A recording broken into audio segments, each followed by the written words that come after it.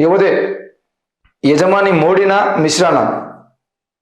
పూజారులు, ఆలయ trust chief, వేడుకలో నిమగ్నమైన వ్యక్తుల విరుద్ధ ప్రకటనలు, అయోధ్యలో ప్రాణప్రతిష్ఠ కర్త విషయంలో గందరగోళం. ఈ నెల 22వ తేదీన అయోధ్యలోని రామ మందిరంలో ప్రాణప్రతిష్ఠ కార్యక్రమం జరగనున్నది.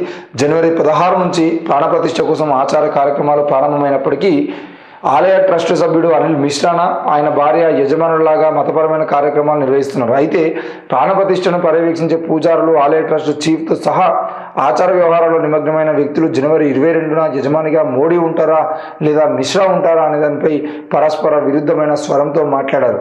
లౌకిక దేశంగా ఉన్న భారత్కు ప్రధానిగా ఉన్నప్పటికీ 2020 ఆగస్టులో జరిగిన ఆలయ శంకుస్థాపన కార్యక్రమంలో మోడీ యజమానిగా వ్యవహరించారని విమర్శలు వచ్చాయి. ఇటీవల ప్రతిపక్ష పార్టీలు, హిందుత్వ మద్దతుదారులు కూడా ఈ విషయంలో ఆయన వ్యతిరేకిస్తూ ఉన్నారు. ఎందుకు మరి అంటే యజమానికి సంబంధించిన విషయంలో ఈరోజు ప్రాణప్రతిష్ఠ కార్యక్రమంలో కూర్చొని ఆ కార్యక్రమాన్ని మొత్తం చూసుకోవాల్సినటువంటి వ్యక్తి నరేంద్ర మోడీ అంటే నరేంద్ర మోడీకి మరి అవకాశం ఉందా, నరేంద్ర మోడీ కూర్చోవచ్చా లేదా అనే విషయంలో మరి ప్రధాని ఆలయ ప్రారంభోత్సవాన్ని రాజకీయం చేస్తున్నారని ఆరోపించిన విషయం అందరికీ తెలిసిందే. మోడీ ప్రధాన కర్మలు నిర్వహిస్తారు అని చెప్పేసి ఈ నెల 22న జరిగేటువంటి వేడుకకు ప్రధాని నరేంద్ర మోడీ కర్మలు నిర్వహిస్తారని ప్రధాన పూజారి లక్ష్మీకాంత్ దీక్షిత్ విలేకరులతో చెప్పారు. వేడుక సమయంలో ముఖ్య యజమాని ఎవరు అన్న ప్రశ్నపై ఆయన మాట్లాడుతూ మోడీ అన్ని రోజులు ఆచారాల నిర్వహణకు అందుబాటులో ఉండరు కాబట్టి ఈ బాధ్యత మనం ఇంకెవరికైనా ఇవ్వాలి అని ఆయన తెలిపారు. మొదటి రోజు యజమాని అయిన వ్యక్తే 22 వరకు ఉంటారు. అయితే దీక్షిత్ వ్యాఖ్యలు మాత్రం ఆలయ నిర్మాణాన్ని పర్యవేక్షించే ట్రస్ట్ శ్రీరామ జన్మభూమి తీర్థక్షేత్రకు చెందిన ప్రధాన కార్యదర్శి చంపత్ రాయ్ చెప్పిన దానికి విభిన్నంగా ఉన్నాయి. మోడీ యజమాని కాదని, ఎందుకంటే నియమించబడిన వ్యక్తి 8 రోజుల పాటు కర్మలను నిర్వహించాల్సి ఉంటుందని డిసెంబర్ 15న ఒక వార్తా ఛానల్లో మాట్లాడుతూ చంపత్ రాయ్ స్పష్టం చేశారు.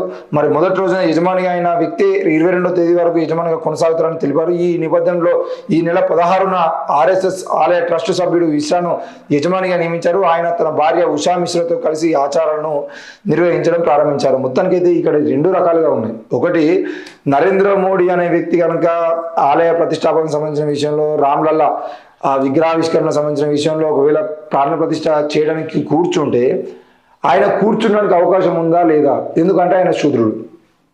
భారత రాజ్యాంగం ప్రకారం ఆయనకు ప్రధాని అయ్యేటువంటి హక్కు ఉన్నది కావచ్చు, కానీ అంత పెద్ద రామ మందిరానికి సంబంధించిన విషయంలో రామ మందిరాన్ని నిర్మిస్తున్నటువంటి క్రమంలో ప్రాణ ప్రతిష్ఠ చేసేటువంటి ప్రయత్నము ఒక శూద్రుడైనటువంటి బీసీ అయినటువంటి నరేంద్ర మోడీకి ఇస్తారా? లేదు అని అంటే మరి నరేంద్ర మోడీ బీసీ కాడు, ఇన్ని రోజుల పాటు దేశాన్ని మోసం చేసి బీసీ వాదంతో ముందుకు వచ్చిన వ్యక్తి ఆయన నరేంద్ర మోడీ బీసీ కాదు. మరి ఒకవేళ ఆయన బీసీ కాకుండా బ్రాహ్మణ కులానికో లేదంటే ఇంకేదైనా కులానికి సంబంధించిన వాడు అయితే మరి ఆయనను ఇన్ని రోజుల పాటు బీసీ అని పెట్టిరా అని చెప్పేసి ఒకటి అర్థం కావాల్సింది.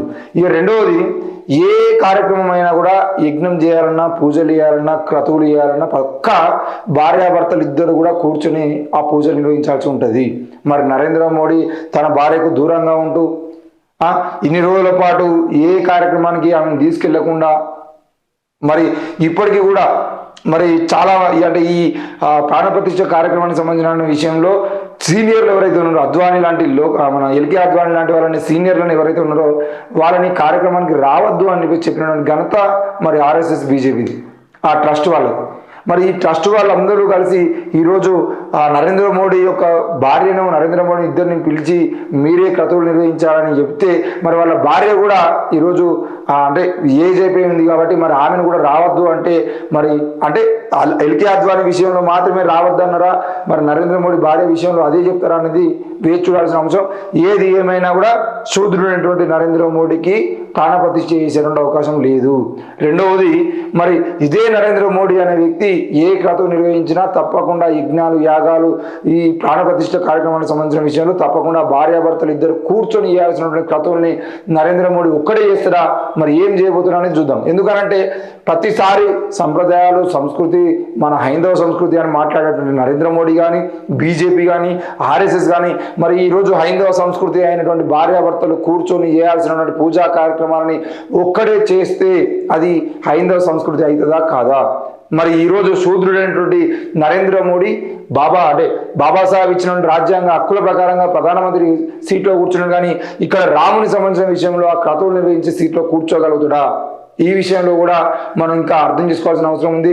మరి ఏం జరగబోతుంది ఒకవేళ కనుక రేపటి రోజున నరేంద్ర మోడీ కాకుండా మిశ్రా ఉన్న వాళ్ళ భార్య ఇద్దరే కూర్చొని క్రతువులు నిర్వహిస్తే మాత్రం అది ముమ్మాటికి కేవలం ఆయన నరేంద్ర మోడీ శూద్రుడు కాబట్టి ఆయనకు అర్హత లేదనే విషయాన్ని దేశ ప్రజలు అర్థం చేసుకోవాల్సిన అవసరం ఉంది. మీరు ఎంత గొప్పగా ఆర్ఎస్ఎస్ కోసం పనిచేసినా, మీరు ఎంత గొప్పగా బీజేపీ కోసం త్యాగం చేసినా తప్పకుండా ప్రాణప్రతిష్ఠ కార్యక్రమాలకు సంబంధించిన విషయంలో, ప్రధాన క్రతువులకు సంబంధించిన విషయంలో తప్పకుండా మిమ్మల్ని పక్కన పెట్టేటువంటి అవకాశం ఉంటుంది. ఎందుకు అనంటే శూద్రుడు లేనటువంటి రాజ్యమే తప్పు అని చెప్పేసి ఆ మనధర్మశాస్త్రంలో ఉంది. మరి అట్లాంటి మనధర్మశాస్త్రాన్ని పాటించేటువంటి వ్యక్తులు రేపటి రోజున మనల్ని ముందు పెట్టి, అంటే ముఖ్యంగా బీసీలను ముందు పెట్టి, ఎస్సీలను ముందు పెట్టి ఏ కార్యక్రమం నిర్వహించరు. కాబట్టి మీరు అర్థం చేసుకోవాల్సిన అవసరం అయితే ఉంది.